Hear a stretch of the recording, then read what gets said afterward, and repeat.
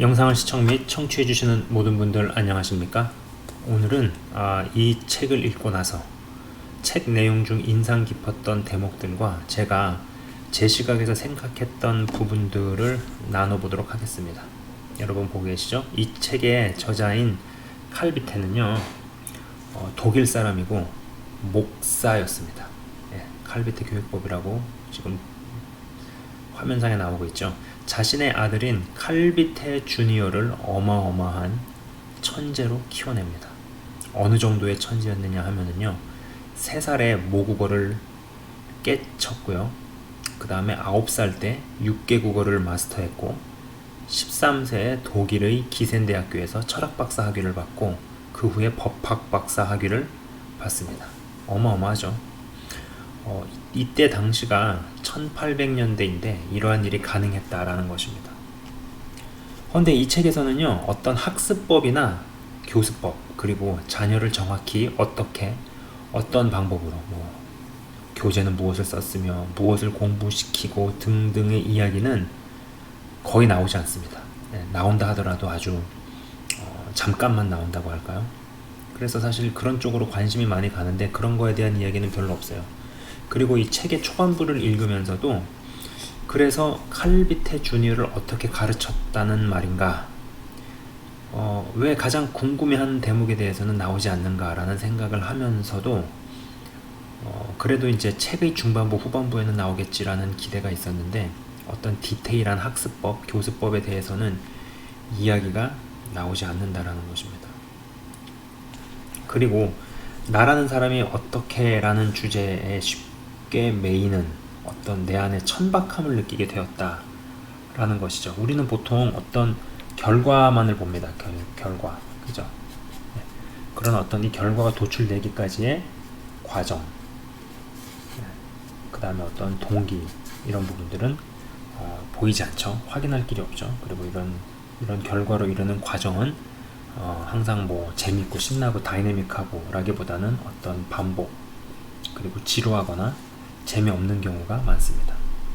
그렇기 때문에 그래서 그 결과를 어떻게 했느냐, how to, 어떻게 할 수 있느냐, 여기에 초점을 맞추는 경향이 있지만은 왜 해야 하는가, 왜 그것을 갖춰야 하는가, 이런 부분에 대해서는 잘 생각을 하진 않죠. 자, 아들인 칼비테 주니어는요, 아까 말씀드린 것처럼 여기에 칼비테 교육법이라고 나왔죠. 이 칼비테라는 분은 목사님이셨다, 목사님이었다라는 겁니다. 그리고 이제 이 아들 칼비테 주니어는 책의 초반부에서 아버지 칼비테도 인정을 하듯이 타고난 재능이 없는, 평범하다 못해 발달 장애를 보이는 미숙아라는 사실을 인정합니다.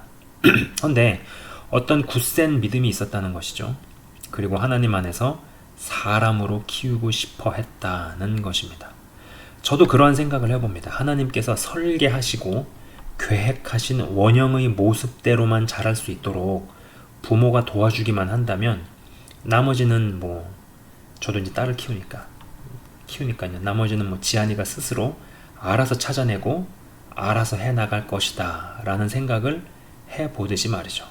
헌데 무엇을 하고 안 하고 혹은 무엇을 해라 마라에 많이 치중해 있습니다. 우리는 그렇죠. 그죠?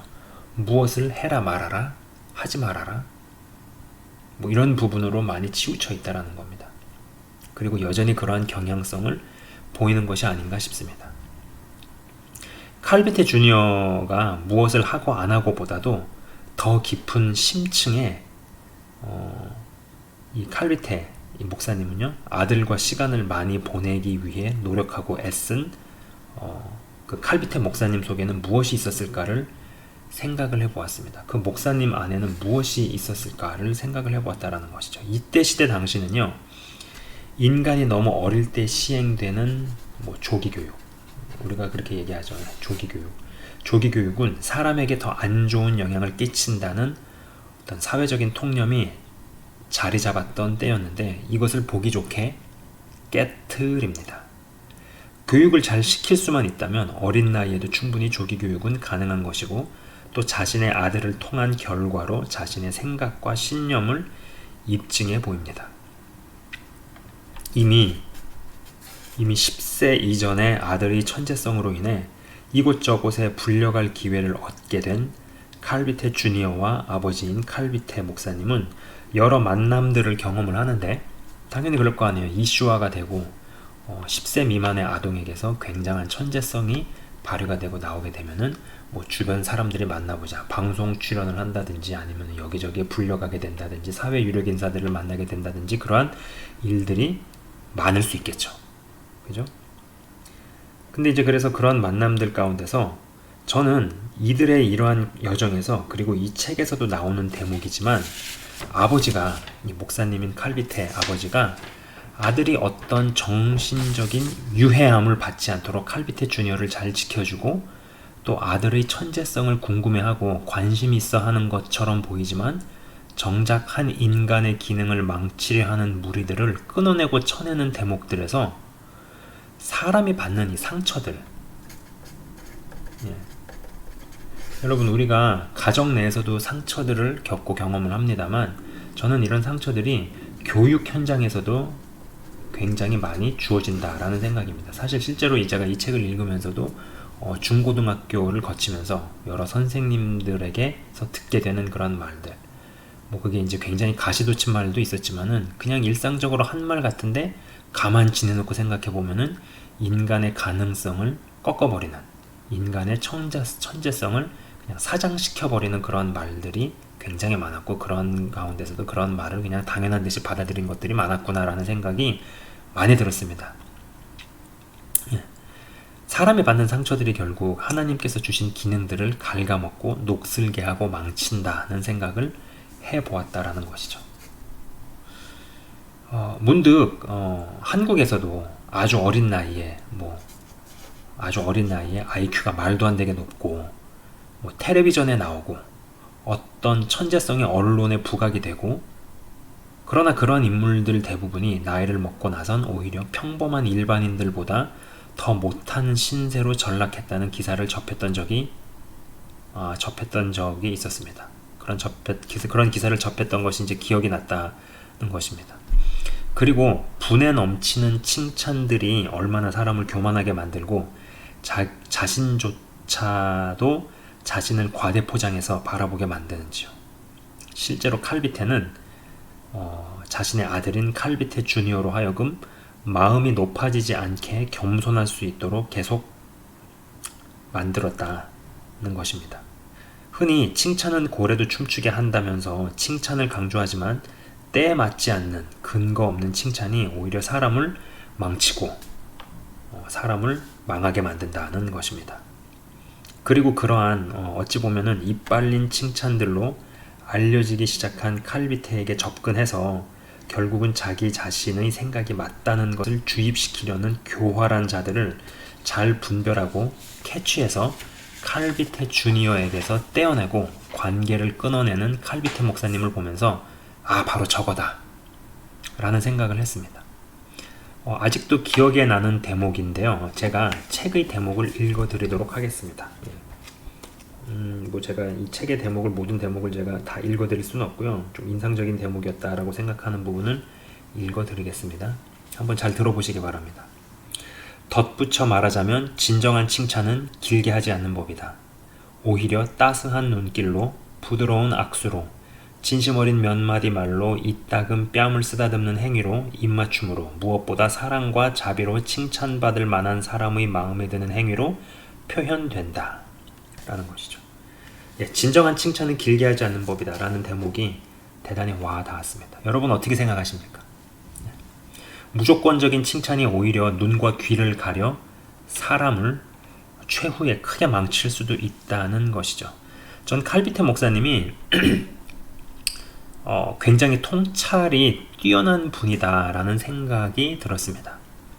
그리고 이 책을 읽으면서 제가 한편으로 했던 생각은, 이 책은 자녀 교육에 관한 책이라기보다는 어떤 면에서 인간 성장에 대한 책이다 라는 것이었습니다. 저도 요새 하는 생각인데, 자녀를 키우면서 부모도 같이, 그리고 계속적으로 자라야 한다는 것이었죠. 그리고 아버지와 어머니, 남편과 아내가 아버지와 어머니의 어떠함, 그리고 남편과 아내의 어떠함이 자녀에게 직접적인 영향으로 이어진다는 것이었습니다. 언젠가부터 해오던 생각이었는데 자녀에게 물려줄 수 있는 최고의 유산은 남편과 아내가 주 안에서 사이좋게 행복하게 사는 모습이라는 것입니다. 건강한 가정을 세워나가는 것 자체가 자녀에게 줄 수 있는 최고의 긍정적인 영향이다라는 것이죠. 이것에 관련해서 이러한 대목이 있네요. 제가 한번 해당 대목을 읽어 드리도록 하겠습니다. 한번 잘 들어보시기 바랍니다. 아이가 뱃속에 있을 때부터 2배로 조심해서 아이를 배려해야 한다. 이때 부모 양쪽이 협력해야 한다. 소박한 음식으로 절제하고 부부간의 스킨십을 즐기고 밖에서 많이 움직이고 깨끗한 물을 마시고 몸 전체를 완전히 깨끗하게 하고 어김없이 의무를 다하고 무엇에든 만족하고 즐겁게 지내고 신을 믿어야 한다. 여기서 신은 이제 하나님이죠. 이분이 목사님이었으니까 예수님. 이런 것이 태내에서 자라는 아이의 건강에 좋을 뿐만 아니라 유익한 영향을 공급해준다. 이는 어머니에게 주어진 가장 확실한 수단이다. 아버지가 같은 방법으로 사색하고 느끼고 즐기고 행동함으로써 어머니의 삶을 달콤하게 해주면 두 사람은 평온해지고 신이 반드시 부부에게 건강한 아이를 선사할 것이다. 적어도 육체와 정신과 마음이 중간 정도의 자질을 갖춘 아이 말이다. 그 이상은 필요 없다. 자, 아까도 말씀드렸지만은 저는 이 땅에 태어나는 생명에게는 하나님께서 어떤 그 사람만이 할 수 있는 천재성, 달란트, 은사, 재능을 심기워서 이 땅에 보내신다라고 저는 생각을 합니다. 네, 그렇게 믿고요. 그러나 이제 아까 말씀드린 것처럼 이런 상처들, 특별히 가정에서 부모님에게서 받는 그런 상처도 있겠지만은 이 책이 교육에 관한 것인 것만큼 교육 현장에서, 특히 공교육 현장에서 여러 선생님들에 의해서 자행되어지는, 그리고 또 그런 분들의 입에서 나오는 그런 말들로 인해서 가능성이나 어떤 재능들이 꺾이거나 사장되는 경우가 굉장히 많다라는 것이죠. 자, 앞전에 제가 이제 상처에 대한 이야기를 잠깐 했었죠. 그리고 아까도 이제 방금 전에도 그런 이 상처에 대해서 이야기를 했는데, 이 칼비테 목사님은 자녀에게서 상처가 될 수 있는 환경이나 사람들을 잘 방어하고 막아주는 방패막이 역할을 훌륭하게 수행했다는 생각입니다. 보통의 아버지들은 밖에 나가서 일하고 돈을 벌고 자녀가 자라면 자랄수록 교육기관에 아이들을 맡기는 식의 개념이 일반적인데 비해서 칼비테 목사님은 외부의 일과 밖의 활동의 비율을 줄이고 자녀에게 시간 투자를 많이 하고 자녀의 천재성이 이제 두각이 드러나는 시점에 이러한 지원을 받아서 아들과 함께 할 수 있는 여건을 세워나갑니다.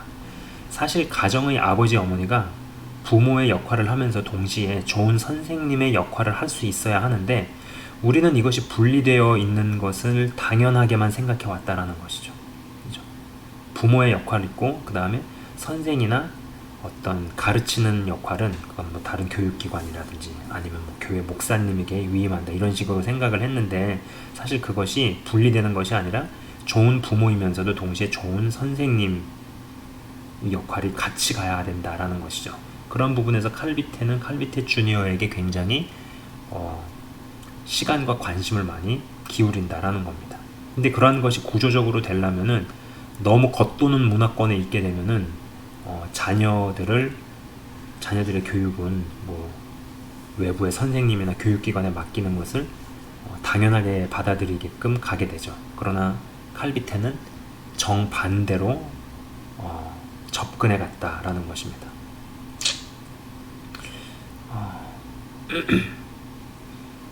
그리고 이제 이런 시대가 뭐 아버지 어머니가 좋은 부모이자 좋은 선생님도 되는 개념에 대해서 이제 진지하게 생각해야 하는 시대로 돌입을 했습니다. 뭐 굳이 긴 이야기를 제가 하지 않아도 공교육 내에서 이루어지는 뭐 인본주의 교육, 성평등, 동성애 및 각종 반성경적 사상교육들은 교육에 대해 고민하게 만듭니다. 그렇죠. 이건 지금 현실이죠. 예. 그리고 이에 더해서 저는 상처라는 것들을 떠올리면서 이 책을 읽었다라는 겁니다. 아니, 문득 생각이 났습니다. 중고등학교 때 여러 선생님들에 의해 뱉어진 말들에 의해서 어떤 가능성들이나 재능들이 결국 꺾이게 되고 묻히게 되고 사장되게 되는지 말이죠. 아까도 말씀드렸지만은 또 한 번 이런 이야기를 하게 되네요. 정신적으로 사람을 서서히 죽이고 말라가게 만드는 말들에 노출되어서 중고등학교 시절을 보냈다라는 생각입니다. 물론 인간이 살면서 상처를 받지 않거나 혹은 주지 않을 수는 없다고 봅니다. 불가능하죠. 그러나 될 수 있으면, 가능하다면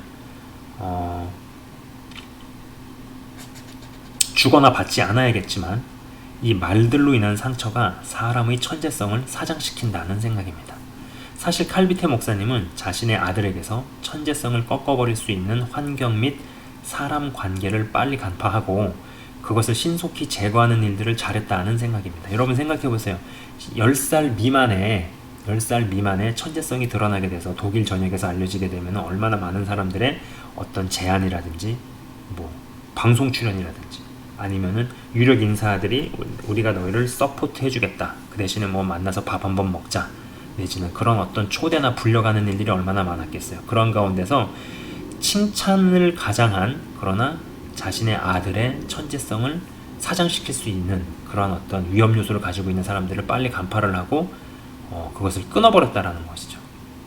이것은 아까 말씀드린 그 대목과도 연결이 된다라고 봅니다. 아까도 말씀드렸지만은 한국에서도 어린 나이에 굉장한 천재성이 드러나서 방송을 출연을 하게 되고 여러 스폰이 붙고 혹은 여러 연락이 오게 되고 그러한 케이스들이 있잖아요. 그러나 그러한 사람들의 현재 모습은 나이를 먹고 난 이후의 모습이 오히려 평범한 IQ를 지닌 사람들보다도 더 인생이 어떻게 보면은 그들의 기대만큼 가지 않게 되는 그런 케이스들 굉장히 많았다라는 겁니다. 자, 그런 거 보면 사람이 어린 나이에 그렇게 막 뭔가가 드러나게 되면은 신기해하면서도 어떤 그런 시기심이라든지 어떤 그런 사악한 마음들이 올라오면서 그렇게 접근을 하게 되는 일들이 벌어진다라는 생각입니다. 사실 인간이 죄인이기 때문에 한국이든 독일이든 그런 것들은 얼마든지 유사한 일들이 있지 않겠어요? 그러한 때서 이 칼비테 목사님이 굉장히 방패막이를 잘하고 끊을 관계들은 빨리 끊어버리고 이런 것들을 굉장히 잘했다라는 겁니다. 저는 사실 이 책에서 그 대목을 굉장히 인상 깊게 보았다라는 것이죠. 앞서도 말씀을 드렸지만은 이 책을 통틀어 무슨 특별한 교수법이나 신기한 방법 같은 것은 나오지 않습니다. 저는 신앙의 성장도 칼비테 목사님의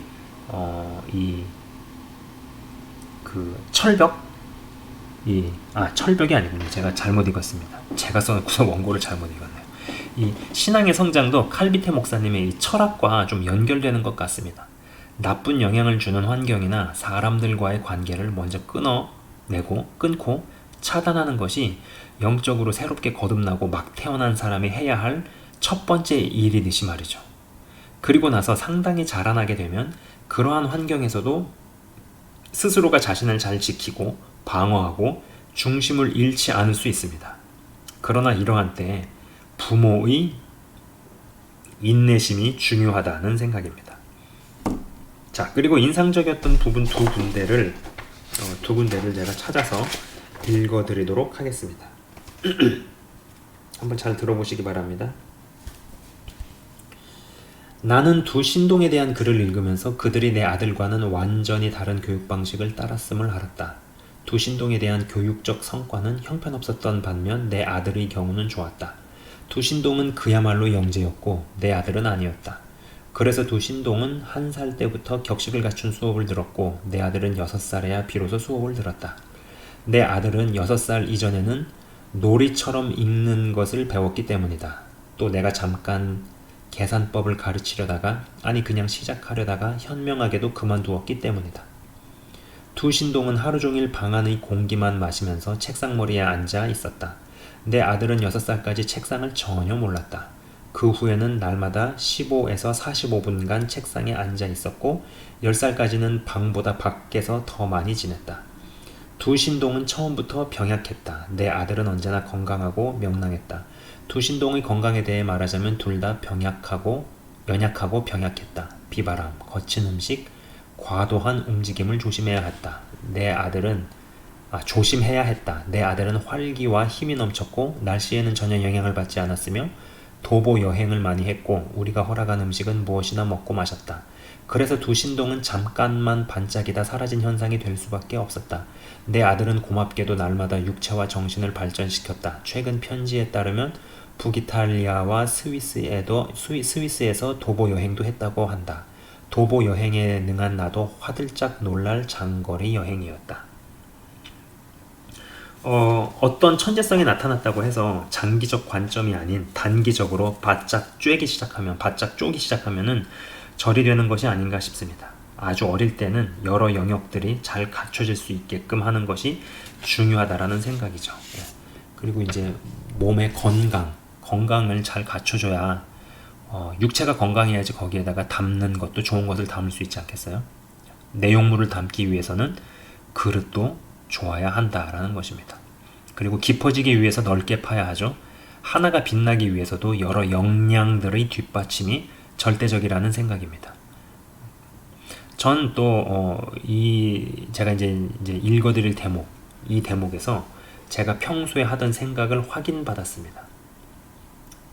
예. 아까 지금 읽어드린 대목에서요. 그리고 이제 이 대목입니다. 한번 잘 들어보시기 바랍니다.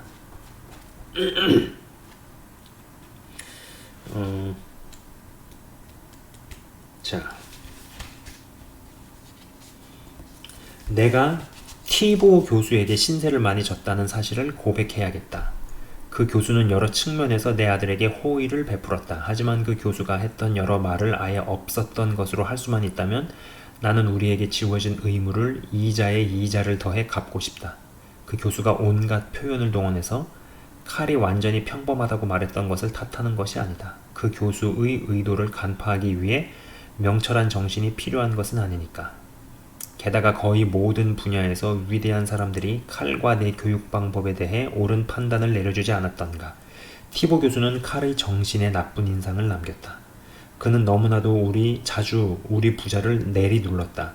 그는 내 아들이 두각을 나타내지 못하도록 계획을 실행함으로써 많은 분노와 원망과 나쁜 결과를 가져왔다. 티보 교수는 자신을 따르는 사람들에게 음흉함을 숨기려고 경건함이라는 탈을 썼다. 그 모두를 없앨 수만 있다면 좋겠다.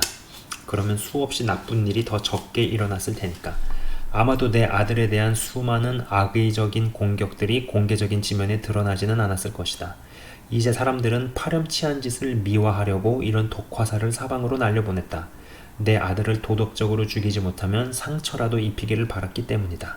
내 아들의 아름다운 특성, 탁월한 정신력, 근사한 성과물이 철저하게 모욕당했고 이런 모욕은 오늘날까지 여전하다. 그들은 상대가 미쳐 날뛰거나 짓밟히기 전에는 비방을 멈추지 않을 것이다. 아니면 더 이상 해를 끼칠 수 없으면 멈출 것이다.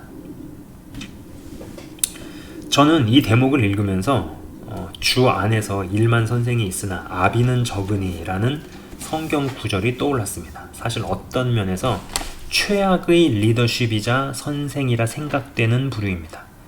위해 주는 척하지만 정작 나 자신을 위해 상대방을 조종하는 그런 부류를 있잖아요. 네. 리더는 이러한 유혹을 정말 조심해야 하고 또 따르는 팔로워나 학생들은 이런 부류를 거를 수 있어야 한다라는 것인데 나이가 어리면 이러한 부류의 리더나 선생을 분별할 눈이 없기 때문에 부모가 역할을 제대로 해야 한다라는 생각입니다. 그 외에도 몇몇 대목에 줄도 치고 표시도 했지만 이 정도로 나눠보도록 하겠습니다. 여러분, 코로나 이후로 교육에 대한 패러다임도 바뀌는 시점이죠. 그죠? 아무리 세상이 발달하고 기술이 좋아져도 근본적으로 교육은 사람이 사람을 통해서 자극을 받고 사람이 사람에게서 도전을 받고, 그죠? 사람과 사람의 어떤 그런 만남을 통해서 거기서 보고 듣고 주워 듣고 배우고 관찰하고, 이러한 것이 교육의 어떤 핵심 메커니즘이라는 것이 사회적인 통념이었습니다. 그죠? 근데 지금 이런 것들도 바뀌고 있는 추세에 우리가 살고 있죠. 예, 많은 교육 현장에서 온라인 교육이라든지 화상 교육이 더 자리를 잡아가게 되는 그런 시점인데, 그러한 가운데서 이제 미래의 부모의 역할은 어떠해야 할까를 생각해 본다라는 것이죠.